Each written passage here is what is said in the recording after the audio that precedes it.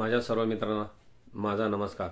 मी संजय चरपे संजीवनीच्या या भागात आपणासोबत चर्चा करणार आहे की गहाण असलेली शिवसेना एकनाथ शिंदे यांनी सोडवून आणली। मित्रांनो, 2019 साली विधानसभा निवडणुकीत भारतीय जनता पक्ष आणि शिवसेना युतीला महाराष्ट्रातील मतदारांनी भरभरून मते दिली आणि त्यांना बहुमताने निवडून दिले होते। परंतु या निवडणुकी दरम्यान अनाकलनीय घटना अशी घडली की उद्धव ठाकरे यांच्या मनात मुख्यमंत्री होण्याचे स्वप्न आले आणि त्या स्वप्नाच्या पूर्तीकरता मग उद्धव ठाकरे हे काँग्रेस आणि राष्ट्रवादी काँग्रेसच्या गोटात जाऊन शिरले। मित्रांनो, त्यांच्या या मुख्यमंत्री होण्याकरता संजय राऊत यांनी त्यांना प्रवृत्त केले। संजय राऊत यांनीच त्यांना मुख्यमंत्री पदाचे प्रलोभन दाखविले आणि शरद पवार यांच्यासोबत चर्चा करून जी अतिशय जुनी अशी भाजपा शिवसेनेची युती होती ती युती तोडण्यास भाग पाडले। मित्रांनो, उद्धव ठाकरे यांनी सुद्धा भविष्यातील कोणत्याही गोष्टीचा विचार न करता मुख्यमंत्री पदाच्या लालसेपाही युती तोडली आणि काँग्रेस राष्ट्रवादी काँग्रेससोबत सरकार स्थापन केले। मित्रांनो, ज्यावेळेस सरकार स्थापन केले होते तेव्हा त्यांच्यासोबत शरद पवार सारखा धूर्त नेता हा होता। त्या धूर्त नेत्याने अतिशय महत्त्वाची खाती ही आपल्या पक्षाकडे ठेवून घेतली आणि आपल्या पक्षातीलच आमदारांना मंत्रिपदे दिलीत। त्यानंतर कमी महत्त्वाची जी खाती होती ती काँग्रेस गोटात दिली आणि त्यांना सुद्धा मंत्रिपदे देण्यात आली आणि उर्वरित राहिलेली जी तोलामोलाची मंत्रिपदे होती ती शिवसेना पक्षाला देण्यात आली। परंतु त्यासोबतच त्यांना सहकार्य करणाऱ्या इतर पक्षांना सुद्धा मंत्रिपदे देण्यात आली। त्यामुळे मंत्रिपदांची संख्या शिवसेना गोटातून कमी झाली आणि शिवसेनेत असंतोष पसरला। मित्रांनो, यामुळे नेमके काय झाले की शिवसेना गोटातील आमदारांना पुरेसा निधी न मिळाल्यामुळे त्यांना आपल्या मतदारसंघात कार्यही करता येत नव्हते आणि याच दरम्यान आपण ज्या भाजपासोबत निवडणूक लढवली त्या भाजपाला आपण जी दांडी दिली आणि भाजपासोबत दगाबाजी केली ही सल शिवसेनेच्या प्रत्येक आमदाराच्या मनात होती। कारण त्या निवडणुकीत पंतप्रधान नरेंद्र मोदी यांनी युती निवडून येण्याकरता मोलाची भूमिका बजावली होती ही शिवसेनेच्या आमदारांना जाणीव होती, पण ती जाणीव उद्धव ठाकरे यांना नव्हती।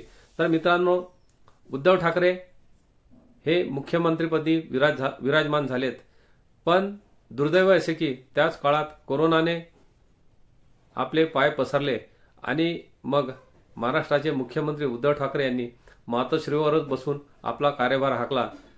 आपल्या कार्यकाळात फक्त 2दा मंत्रालयात जाणारे उद्धव ठाकरे हे एकमेव मुख्यमंत्री होते।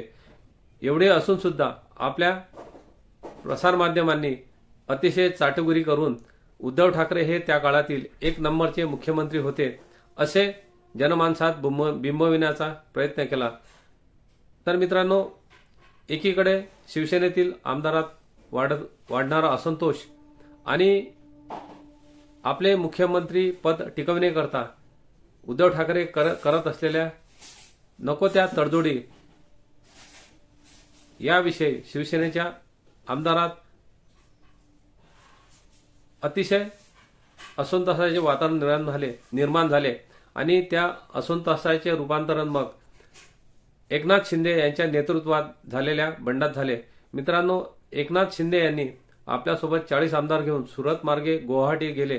गुवाहाटी येथून त्यांनी उद्धव ठाकरे यांना स्पष्टपणे सांगितले की जर आपण काँग्रेस आणि राष्ट्रवादी काँग्रेस यांच्यासोबतची युती मोडायला तयार असाल आणि भाजपासोबत पुन्हा एकदा सरकार स्थापन करायला तयार असाल तर आम्ही आपल्यासोबत नक्कीच येऊ।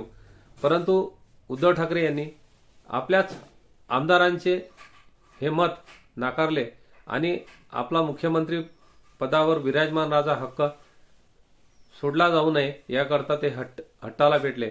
यामुळे नेमके असे झाले की एकनाथ शिंदे यांच्यासोबत असलेला गट हा भाजपासोबत निघून गेला आणि पुढील काळात भाजपासोबत एकनाथ शिंदे यांनी महाराष्ट्रात विधानसभेवर सत्ता स्थापन केली। मित्रांनो,